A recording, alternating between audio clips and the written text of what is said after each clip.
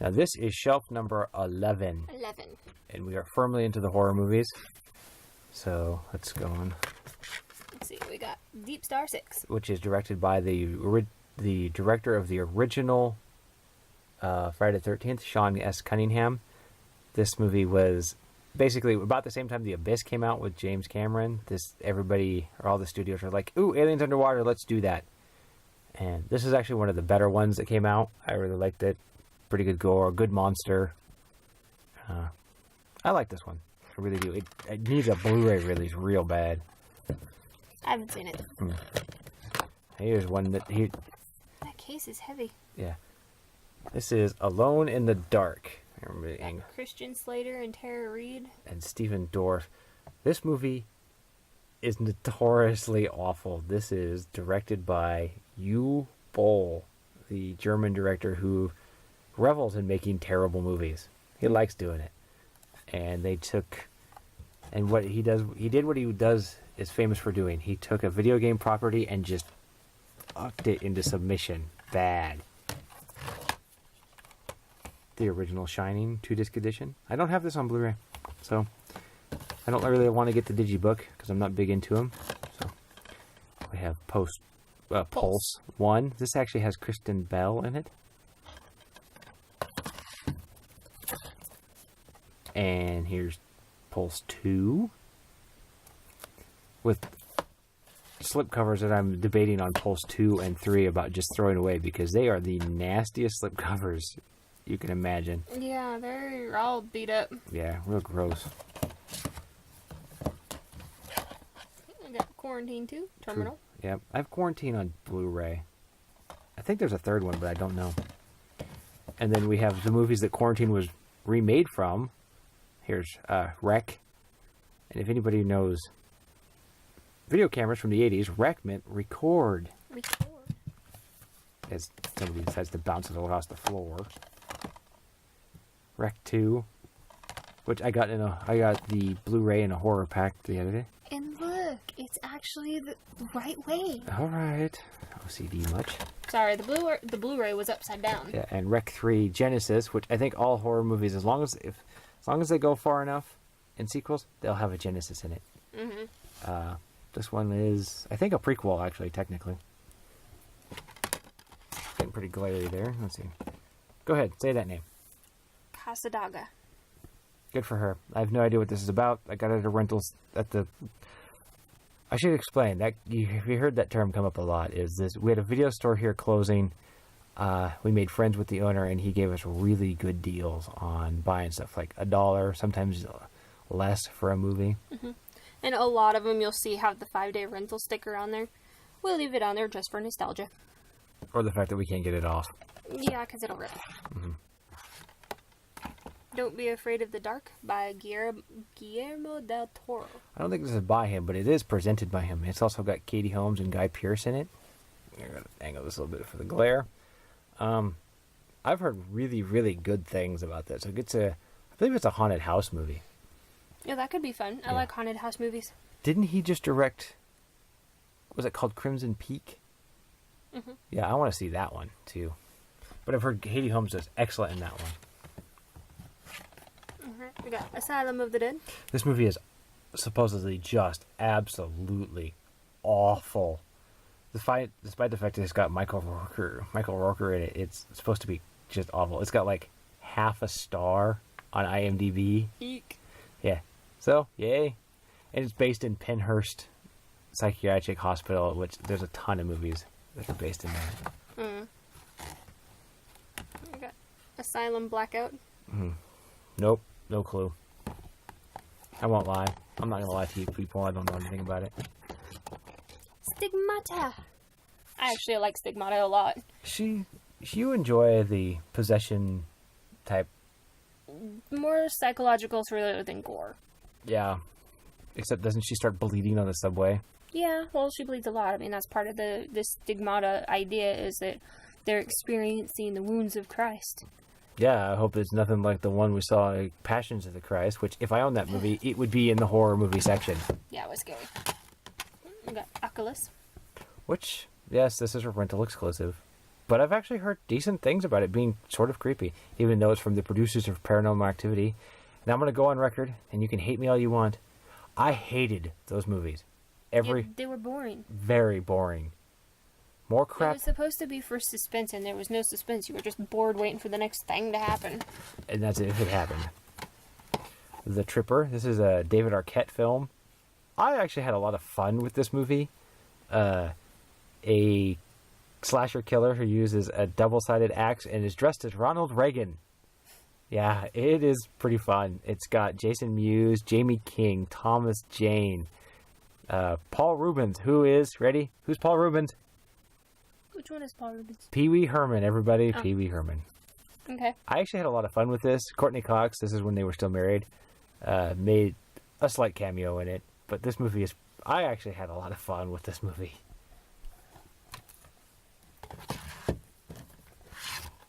This is Christmas. Silent Night, Deadly Night Part 1 and Part 2. This is actually, I believe this is an Anchor Bay release, but it's on a flipper disc, so this is the old version. And I hate flipper discs. Now, the original Silent Night, Deadly Night is actually a really good movie, good study of the psychological, effects on a serial killer. The second one is just god-awful, bad, 90% of the movie's footage from the first movie, and famous for Garbage Day. Anyway, moving on. We have the remake of Black Christmas. I actually really enjoyed this movie. The use of color, the direction, it was very good. But if you can find the Blu-ray that's the rated edition, definitely watch that one. It's actually much better than the unrated edition. And as somebody who has eyeball issues about people, there's a lot of eyeball eating in the unrated version. It's creepy. But definitely try to find the rated version. It's much better. Then the Roger Corman cult classic. This is the Slumber Party Massacre 3-pack. It's actually got 2 DVDs. There's the first one, and then the second and third one are on 1 DVD. It's a pretty fun series of movies. I believe Scream Factory just released them, or at least the first one. Excuse me. Oh, here's one that we had to print the cover to. Yep. Valentine. It's David Boreanaz. I had a lot of fun with this one. It's there's this. Is it a high school reunion where some guy who got picked on starts killing people? Yeah, that one. Okay. Is that Katherine Heigl? Yes. Okay, never mind. Moving on. And I think Marley Schultz. I think that's the doc. No, that's not. I was gonna say that's the doctor of Grindhouse, but that's not it. Moving on. Anyway, I had a lot of fun with it. I've actually never seen the whole thing. You should watch it. Lake Placid number 2. Yep. I have 2. I cannot find 1 on DVD. When it comes to horror movies, like specific horror movies, I don't mind getting them on DVD because they're supposed to be sort of grainy. They're not supposed to be high quality. Now, if it's supposed to be a haunted house movie where the things go bump in the night and the dark, that's where you want Blu-ray. This, not so much. It's a giant crocodile movie. With Cloris Leachman, which is awesome. Mm-hmm. And then there is, Number 3. 3. I don't have 1, 4, or Lake Placid versus Anaconda, which I have seen on TV. That should be scary. It was really fun. We have The Victim with Michael Biehn. And Jennifer Black. Blanc. I believe is Michael Bihn's wife, but I'm not sure. This is his first directorial debut. Daniel Harris. Yeah, I've heard good things and I've heard bad things, but I'm not sure. I haven't watched it yet.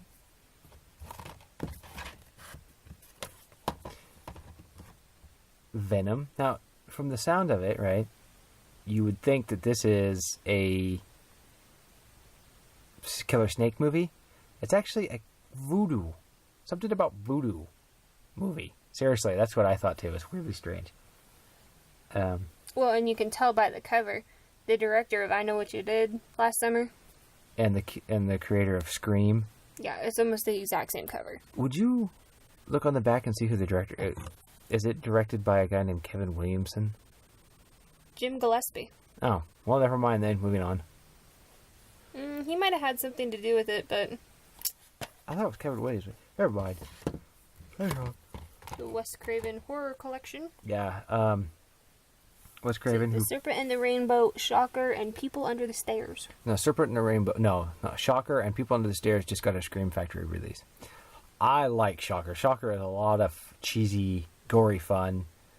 Serpent and the Rainbow is got one of the most painful scenes in it in movie history, where a guy is strapped to a wooden chair, and this other man tells him to scream, and he screamed as loud as he could. And he told him he didn't scream long enough, so he nails his scrotum to the chair with a railroad spike. And that movie is based on a true story because that actually happened to somebody. Serpent and the Rainbow is about the voodoo drug from Haiti. That's scary. It's a good movie. Yeah, I really enjoyed these. Wes Craven, you can't really go wrong with Wes Craven. People Under the Stairs is fun. It's got it's got Ving Rhames in it in a small role. Wes Craven, who not recently, but he passed away just last year, which is sad. Mm-hmm. Now, this isn't really a horror movie, but I just didn't know where else to put it. This is a 5-movie collection of women in prison movies. They're just exploitation, usually Italian movies that are pretty bad. You got an abandoned prison. You got women who get naked. You have a women in prison movie. Mm-hmm. That's it. Now, this is the remake of Psycho, and it's got Vince Vaughn in it and Anne Heche. It is literally shot-for-shot remake of Psycho. Just watch Psycho. The only difference is this one's in color. Pathology. This is actually an interesting movie. It's about a character who finds out that his medical student, not his medical students, but the students that he is in medical school with, are actually using their knowledge to kill people and then cover it up by hiding the bodies among the school. That's creepy. Yeah, it's nothing. I have to repaint my shelves. They're all kind of beat up. It's probably from the door hitting it. Yeah. Piranha Double D. It's actually 3 Double D. This one's not in 3D. It's not as good as Piranha 3D. It's just killer fish and boobs. But hey, I'm not saying there's wrong with that. The original Fly. Help me. I love The Fly. I like the old horror movies. Yeah, black and white, really good. I don't know if this is some say it's the remake, some say it's not a remake of Stage Fright. It's about a slasher killer at a play. Don't know if it's they claim it's not a remake of the original one, which the original one is really good. This one's okay. This one's not too bad, actually. I enjoyed it. It was worth passing my time. I think I picked this one up. Mm-hmm. Werewolf, the Beast Among Us. This was another video store clothing. I don't know anything about it, though. It just looked awesome, so I picked it up. Werewolf movie. We got The Howling. Speaking of werewolf movies, this is the original classic. The Howling. If you haven't seen The Howling, shame on you. Poltergeist. Yeah, I picked this movie up because Ash has never seen it. And I wanted to get it on Blu-ray, but the only version of this on the Blu-ray is the remake, which I've heard is nothing but jump scares. Or the digibook of the original, and it was like $35. And I'm cheap. So, we got this version for now. Directed by Tobe Hooper, presented by Steven Spielberg. You can tell a lot by that movie who won that battle. And Skeleton Key with Kate Hudson.